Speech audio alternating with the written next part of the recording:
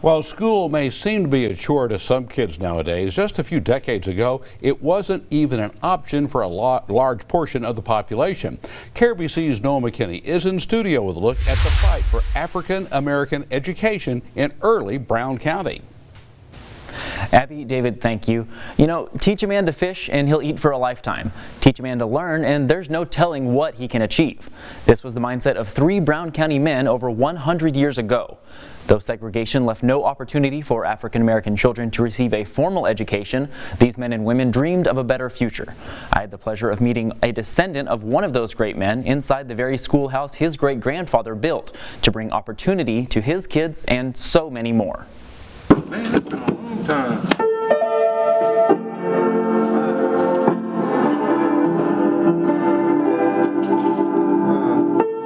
Engineer, mortuary professional, and amateur pianist Todd Kirk is a 4th-generation Brownwood resident. It ain't out and ain't Carrie growing up.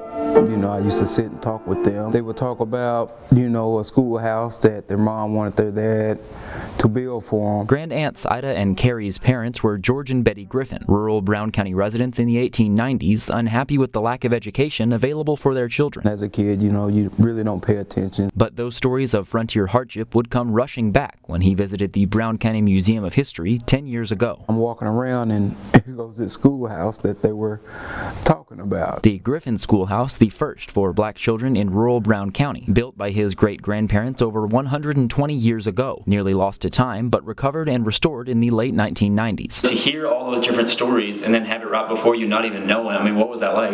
Can't explain it. It's just, I'm getting chills now. For George and Betty, education was the key to a better life for their kids, and so many more. I wish more people were like that. We have engineers in our families, have morticians, you have doctors. But the Griffins were not alone in their mission, similar goals being set in Brownwood city limits. From the 10th Cavalry, there was a Buffalo soldier. His name was George Smith. Smith organizing classes in homes and churches, meeting in small wooden schoolhouses, which later burned down. So when the white school, the Coggin School, had burned, the school district decided to take the salvage material. From the ashes of Coggins, the Rufus F. Hardin Colored High School was built in 1917, where it still stands today. I talked to a graduate from the first class of 1918. I said, well, what did you like about Hardin? And she said, I loved everything. Although everything from the furniture to the foundation were secondhand, the Hardin Tigers made it their home. Hand-me-down books did not mean hand-me-down education. Thanks in large part to the educators, like the school's namesake, Professor Rufus F. Hardin. It was said they thought of all of the school kids as their own children. Generations of alumni with full lives, some of them forming the Rufus Hardin Museum organization in the late 90s. It's 2023 and I'm still standing in a dark building. Board President Hank Hunter saying he won't stop until those stories are properly preserved. I know good and well some of those alum are not going to let me into heaven until it's done. The people that made it possible for thousands of lives to be forever changed. Athletes, artists, But I learned how to play on this piano. musicians.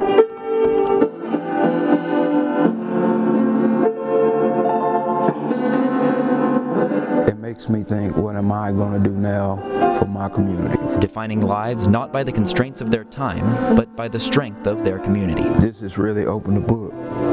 This really opened the book.